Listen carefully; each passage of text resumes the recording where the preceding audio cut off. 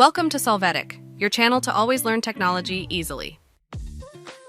Below in the description, you will find useful links we used in this video.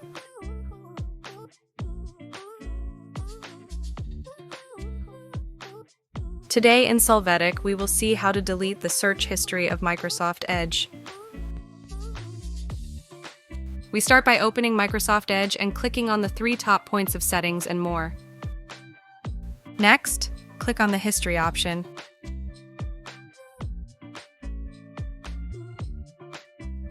Here we will click on the Delete Browsing Data Trash icon.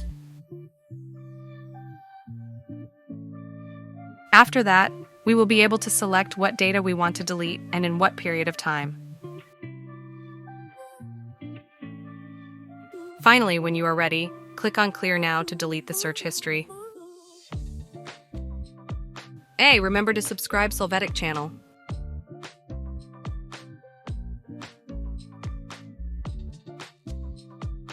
We hope it has been helpful for you.